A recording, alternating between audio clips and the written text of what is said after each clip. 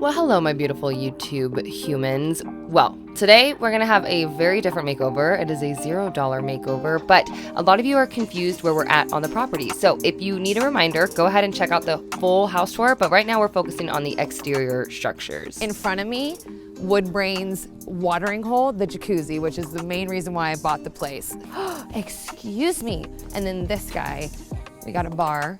We got a shade room and a deck, and it's funny because it incorporates all my best friends. Jacuzzi is Lindsay, bar is Alex, shade room is Tanya. So there's that, and then the sunroom is me, or the deck is me. If you guys wanted to get the lay of the land a little bit more, go ahead and check out that tour. I've linked it down below and carded it for you. But today, like I said, we're gonna be focusing on the sun deck and turning the trash, quote unquote, that's on my property into some treasure. To show you guys I'm doing multiple projects at the same time. Today we're doing the jacuzzi and all of that, but one of my other firsts is Kathy's Stairway to the Stars. So you walk up here where the shade room's on there, it's missing a step. You walk up to this deck situation, and we'll be demoing the very weathered and unstable surround. Miss Woodbrain and I actually started on the house on random projects way back when I first moved in March. I say way back, but that was really only a couple of months ago. And we started with demoing the surround of this sun deck because I originally thought that would be the first thing that I tackled with this project, but it's not, since now I will be welding it, which is actually going to happen a little bit later down the line. So we're kind of doing it backwards. We're going to be decorating and then protecting. How that did not hit me. Homeowning, people, is not cheap, and I'm spending a decent amount of money this month on some major upgrades that will be great for later down the line, so I wanted to really hone in on using what I had available.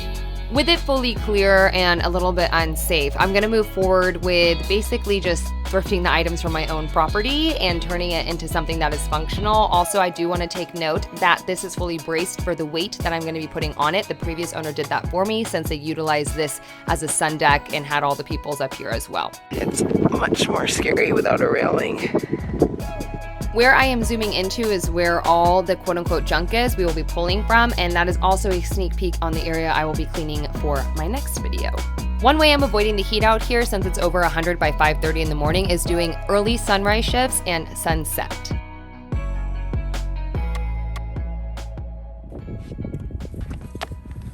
I don't like the green. I don't like it at all. What I now need to do is have the green dry, paint over it with a stain blocking primer, and then paint it with the color that I want. I do not like the green. I thought I would. I don't know why yeah, okay, now I know. Crap, okay.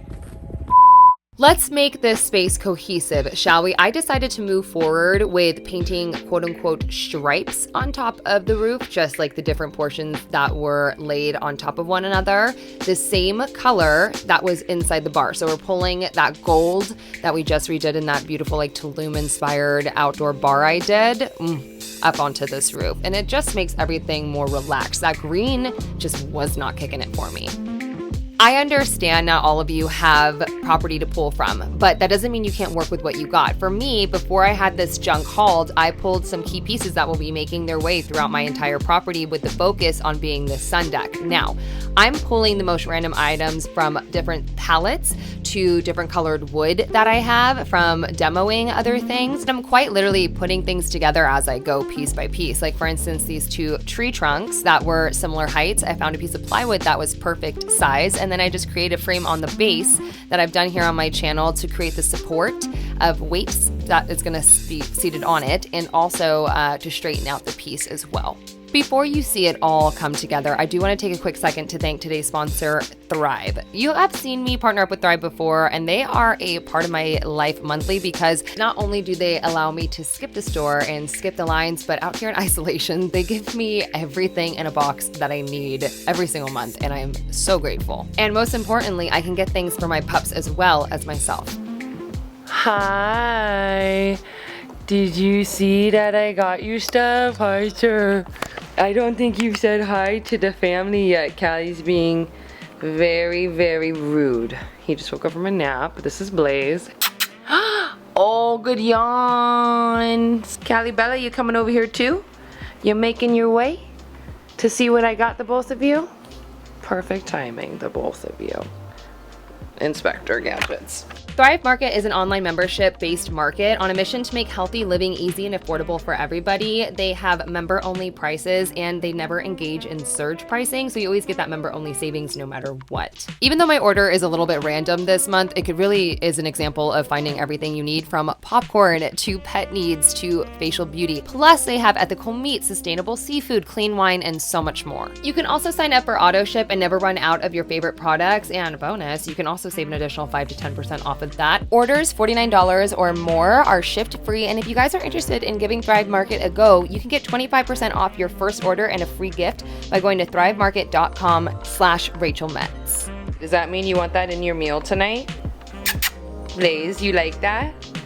It's literally a place for everything. It doesn't just have things for us. All right, I will take that. This is why I said I kind of regret taking the border off, because I thought that was going to be the first thing that I did. We are going to move forward with just keeping our balance and adding things to the top of this deck. Don't come at me. I wanted to finish this. I was very excited where my vision was taking me. My first piece of free furniture would be this DIY tree trunk bench. 2 trunks, same height, with a piece of plywood on top with a frame to keep it nice and straight. Bada bing, bada boom, next. The only piece of pallet furniture I have made has been Callie's dog bed, which is my first sponsorship ever with Home Depot. It's kind of a trip. I haven't really worked with them since. For the couch, there really was no rhyme or reason. It's a lounge. There's nothing really to it. We're not going to be getting crazy up here. We won't be up here 24/7, and it's not living inside my home, so I'm not too concerned with finishing it or adding color. I'm just going to let it weather naturally. As far as the base goes, in total, we are using essentially 3 pallets, 2 for the base and then a half for each of the top of the couch. I am supporting the sides with the 4x4s that were originally already there, and I am just screwing those in to secure them one by one on the edges, working my way to the middle to connect the back to the bottom. I don't mind this being low to the floor whatsoever because the cushions are super, super thick, and this is a stargazing lounge, so you should be like laying down anyways, looking up. I added a pallet piece on the top of the back of the pallet couch and used a hole saw to cut a larger hole that fits a terracotta pot in my choice of plant, which will be fun because I can swap that out whenever. I just drilled a couple of those throughout the back. Mr. Ben and Mike Montgomery have started a cushion company, and they had some extra ones laying around, so I actually grabbed them and cut down the couch to the size of these. I opted to add Velcro to the back of them, but it doesn't really make any sense because I'll most likely be taking these white cushions inside for the majority of the time so they don't get dirty. When in doubt, trim it out. It always makes it look a lot cleaner. So I'm adding basically like a cap piece to the bottom of this to make it look like a one cohesive piece, which obviously is not since it's a pallet, but it does make it look a lot cleaner and a little bit more chic. For $0, I honestly am so beyond pumped on this and how it came out. Now, I know it doesn't have a lot of the finer details in the smaller decor, but I'm not really tripping on that because this is a stargazing lounge. So you're coming up here at night. There is no light up here. You're just like snuggled up and looking directly up and enjoying what is above you. As far as the new stairs up and the surround, I will be welding that with Brett Skull and Spade a little bit later on when the weather, lightens up over here. But for now, I do not mind telling people, hey, if you cannot keep balance, do not come up here. And no drinking allowed, and no children, and no animals. There's just a couple of rules until we get that all sorted. And if I wanted to, I could add books back here, or people could put like different cups or beers or trash or whatever, because you can just reach behind and. I understand that not everybody's going to have all of this to pull from, like I mentioned before, but this video is really to inspire you to look around and see what you do have to work with to give yourself a budget-friendly makeover. This is my take on one of those, and I hope you thoroughly enjoyed it. I will see you next week for another DIY.